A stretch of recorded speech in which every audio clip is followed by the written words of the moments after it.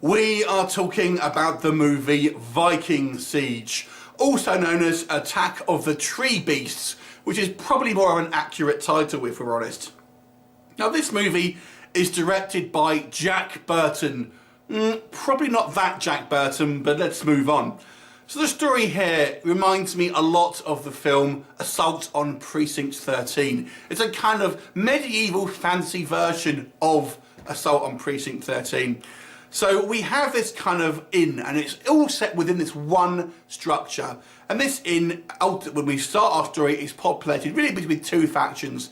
A group of monks that seem to be rather kind of, shall we say, less than holy.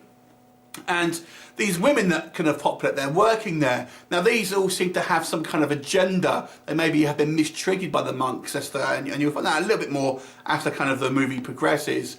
And these women ultimately want to kill these monks for revenge for past transgressions.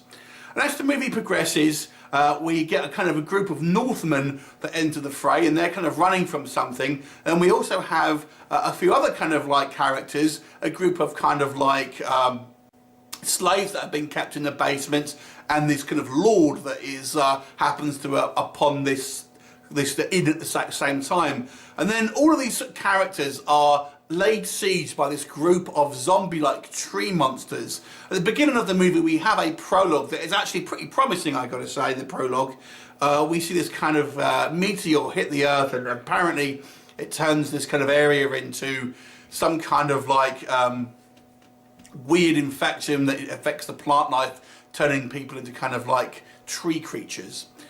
So that's your kind of your movie here, and it's up to these guys to sort of band together and try to defend the this bar and this inn, and ultimately get out with their lives. So let's discuss Viking Siege. So Viking Siege really is, you know, it's just a kind of title to kind of cash in on the success of the Vikings TV show.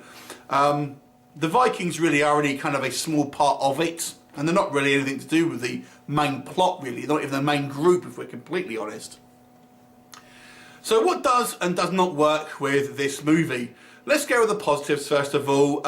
It's interesting to have such a kind of a diverse group of characters.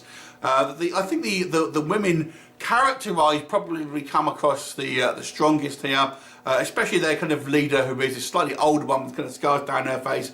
Seems like a kind of quite an interesting character, although she does seem to have infinite crossbow bolts.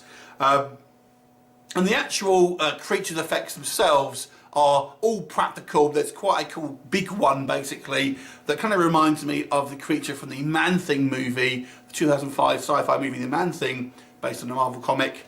A creature from that, so it's kind of quite cool. And I have to say, when I was a little boy, kind of tree creatures and stuff always used to kind of, I just think they were really cool. It's kind of one of the reasons why I like Evil Dead 2 actually. So I do actually kind of quite like these kind of haunted tree creatures, and the intro is very kind of strong. We get a variety of different kind of interpersonal conflicts with all these kind of different characters that are in this group, and there are some sort of sometimes quite amusing exchanges, I've got to say. But what doesn't work for me, the big thing here, there is way too many characters. We introduced to so many different characters, it's really hard to keep track of everyone, about who their characters are. And because there is so many of these people, you never really get the sense that you get to know any of the characters, maybe with the exception of one or two, for any kind of like, anything other than they just kind of like look cool or they kind of look pretty. We don't really know anything about them, to be honest. I do not think the beef, so to speak, between the monks and these kind of like warrior women is adequately explained. I never really got the sense about what the actual problem was between you. There's a few kind of like lines of dialogue here and there, but it wasn't really enough, to be honest with you, to give me the kind of the full background about why this kind of situation was actually happening. The movie also ends up being a little dull. Having the system of the action take place in the one location means the scenery becomes quite boring, unfortunately, and it really just is in this kind of like one ultimately quite large soul. So it doesn't particularly look very much of a interesting thing to look at for kind of like 90 minutes or so. And the action here is all kind of quite mundane. We kind of get a variety of fight scenes with these kind of tree creatures and our kind of group of protagonists, but it all seems kind of relatively by the numbers kind of fight scenes. And these zombie creatures are a mixed bag, if I'm honest. I mean, they're interesting in the fact that they're quite different to maybe kind of antagonists that we've seen before, but really they just kind of look like zombies, if we're completely honest. They don't look anything too outrageous, and the kind of the actual tree creature itself, the big one, it looks quite cool, but it's kind of minions, more or less just like kind of people with kind of masks on. And the budget does show through in this movie. Obviously, having the one location is part of it, but just the kind of the way it's shot and the kind of the some of the kind of the choices here, the lighting stuff, that just seems a little bit on the kind of the low rent side. Overall, it became somewhat tiresome because it really just is maybe an idea that is not really expanded upon ultimately.